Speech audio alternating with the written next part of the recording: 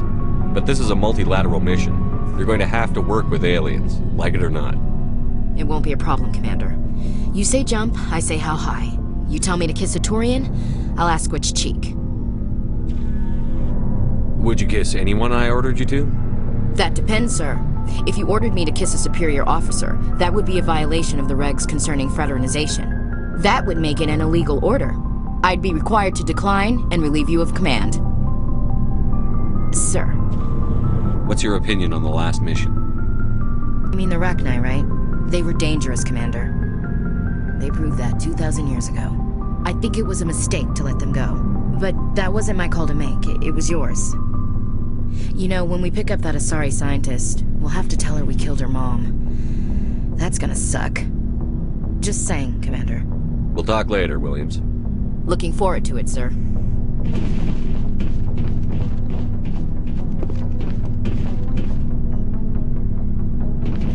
Commander, how are you? Why did you want to be a C-Sec officer in the first place? That's a good question. There were several reasons, I guess. Like what? Probably the same as most officers. I wanted to fight injustice, wanted to help people. I guess my father had something to do with it too. He was C-Sec, one of the best. I grew up hearing about his accomplishments or seeing his picture on the vids after a big arrest. He's taking my resignation pretty hard. That's tough, but you'd think he'd be impressed you're going after Saren. My father's a C-Sec man to the bone. Do things right or don't do them at all, he says. He thinks I'm being too rash, too impatient. He's worried I'll become just like Saren. He actually talked me out of becoming a Spectre when I was younger, for the same reasons. You were asked to be a Spectre? Well, I was targeted as a possible Spectre candidate, me and about 1,000 other Turian military recruits. I could have received special training, but my father didn't like it. He despises the Spectres. He hates the idea of someone having unlimited power with no accountability. He wouldn't like you, Commander. No offense. I suppose I can understand his concern. You can. But Saren's not going to play by our rules, C-Sec's rules. If you want to nail Saren, you need to send someone who isn't restricted by policies and procedures. Just because you can break the rules doesn't mean you should. I don't need to stoop to Saren's level to stop him. And neither do you, Garrus. I see what you mean, but I'll think about it. Thanks, Commander.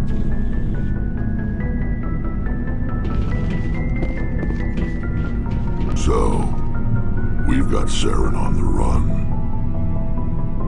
It won't be long now. Saren's good, but I'm better. Good. He's rotten. To the core. I could tell as soon as I met him. Why didn't you tell me this sooner? I would have if I thought it was important. I think I'd like to hear about it just the same. This was a while ago. A bunch of mercs were bragging about a job out near the edges of the Terminus systems. They said it paid well and the boss was never around to ride them. They said he was looking for more men, too. So I checked it out. I didn't know Saren was openly recruiting mercs. It wasn't that open, and he only showed his face once.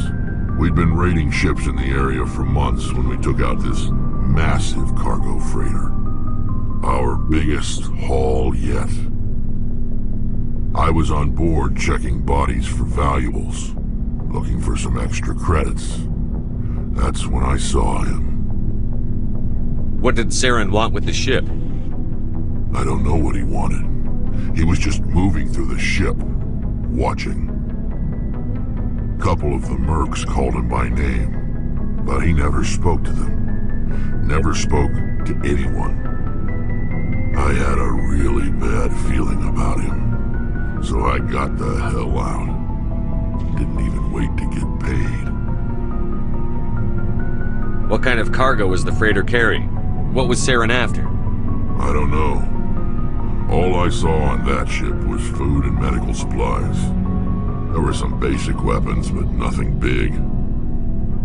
If there was anything of value on that ship, I didn't see it. That's why I didn't mention it sooner. Whose ship was it? There was a Volus trading vessel. Big one. Lots of guards. But they were no match for us. That's the only time you saw him? Yeah. Didn't even know who he was. Still wouldn't if I hadn't joined up with you. But my instincts were right. Every other merc on that mission turned up dead within a week. Every damn one. So long, Rex. Shepard.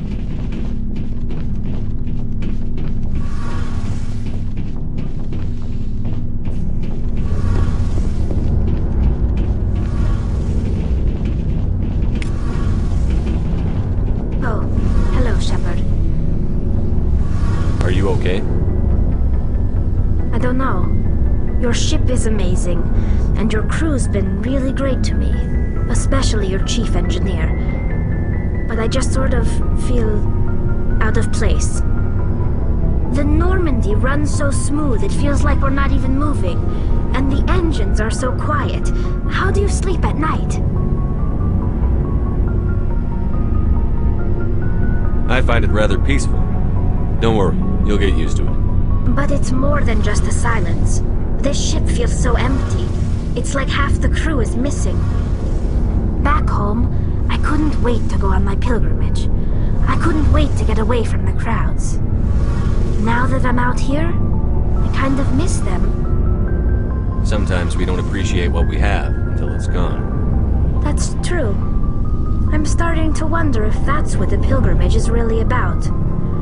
It's given me a whole new perspective on my people and our culture. You know, there's always a few who go on their pilgrimages and never return. I always assumed something bad happened to them, but maybe they just wanted a different life.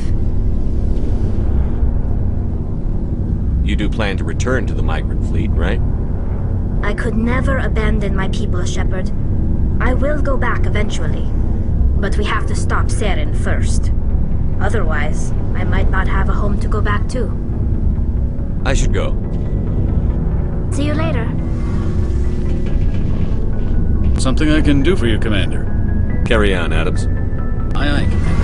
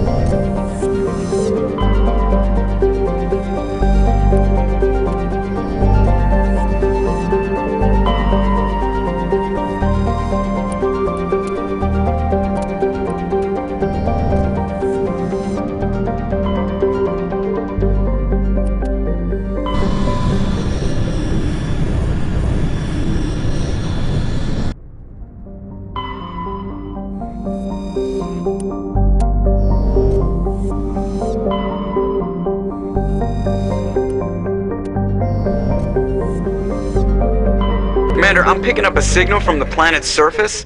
It looks like an automated distress beacon.